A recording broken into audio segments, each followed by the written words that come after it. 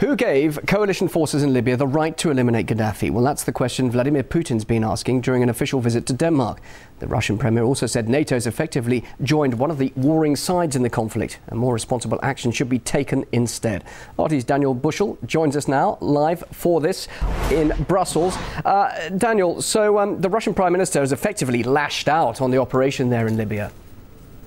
Yes, he's made the speech in Denmark and he was very angry. He says that Gaddafi is not the best person in the world. Sure, he's made many mistakes, done many bad things, but that does not give the coalition the right to bomb indiscriminately. His words were that they are bombing Gaddafi's palaces in Tripoli every night. Now, coalition said that their plan was not to get rid of Gaddafi. So his question was, Mr. Putin's question was, why are the coalition forces obviously making this effort to go after Colonel Gaddafi himself? Now, we also heard that the experts here in Brussels have confirmed that there is bombing going on by the coalition forces, which is not being covered by the media here in the European Union. Mr. Putin added that oil was a key interest for the Western powers, for the European powers who have gone into Libya, that they want to get rid of Gaddafi and install people who are more favourable to the European Union so that European companies can control the oil reserves. Let's have a listen to exactly what Mr. Putin had to say.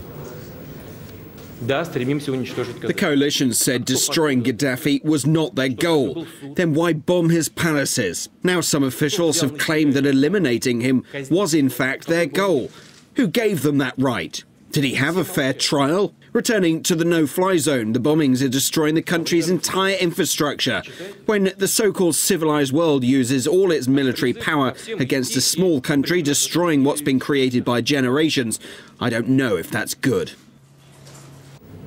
Mr. Putin said that they have to give the Libyan people time to sort out their own problems, and there's really double standards here, he added. There are several other parts of the region in the Middle East and North Africa which is facing pretty much civil war situations, but which the West is either ignoring or not really paying the same amount of attention to.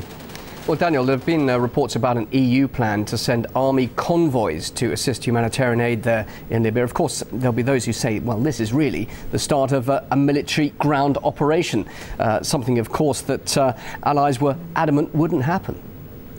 Yeah, absolutely. I heard these rumours for the first time a few weeks ago that the EU plans to send up to 1,000 troops under the guise of so-called humanitarian aid. Russia fears that this will be used to plan an invasion and to carry out an invasion of Libya on the pretext of supporting humanitarian aid to the Libyan people. The draft plan is called EU4 Libya. It's supported by the 27 member states of the European Union, prepared by them, and it provides for ground troops, in fact, to be deployed by the Western coalition. In the port city of Misrata, which is currently under siege by forces loyal to Muammar Gaddafi. Here in Brussels, Michael Mann, the chief spokesman to the European Union High Representative Catherine Ashton, said that they would only send up to 1,000 troops, and the troops would only be used if they came under attack. Otherwise, they would only defend aid. Now, Russia has said that it will only support another UN resolution if it explicitly says